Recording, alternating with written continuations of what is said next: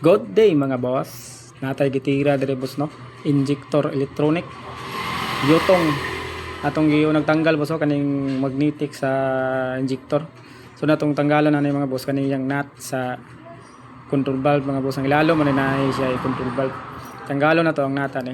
Muna ni nut sa control valve niya. Tapos ang sunod ato tanggalon na ni kaniyang nozzle tip kay dili man matanggal ang control valve man ay pag dili matanggal ang nozzle tip. Muna yang nozzle tip mga boss oh. Sunod atong tanggalon mga boss kaning control valve. Kani may control valve niya mga boss oh. Kani. Muna yang control valve mga boss. Oh. Niungot ni siya mga boss. Bantog ra ni siya mo andar mga boss. Nag-trouble gani niungot di ay. Ako lang siyang gikuloy-kuluytog mga boss. Butangan akong palis ba. Naulian siya mga boss. Tapos hinluan nato siya tanan ng mga boss. Kay kapag dili nato na siya hinluan, ang mahugaw ani makasulod ang bangag ani sa nozzle tip pating gagmaya. Inanglan hinluan siya tarong. Tapos magasimbol na to boss.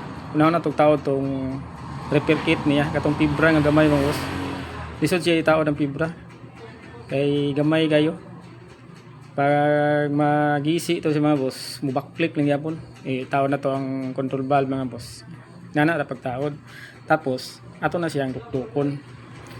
Gamitan gyapon nato siya mga special tools mga boss kung madukdok ta. Kay likado man na siya mabuak. Tapos itaw na to ang nut. Tapos itaw na to magnetic niya boss. Mo ni nagdala pod siya mag-open sa krudo mga boss. Ito na siya yung hugtan.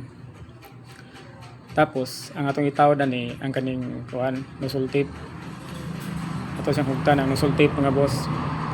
Tapos atong testingan, tawod na to sa atong tester. Hugtan na to. Tapos ato tong itawod tong mga wire niya mga boss. Aning wire niya sa tester nako. Ano yun? Tapos atong testingan. Okay kay siya mga boss. Good kay siya pagkatrabaho bisan pag repair kit lang yang itawad mga boss pero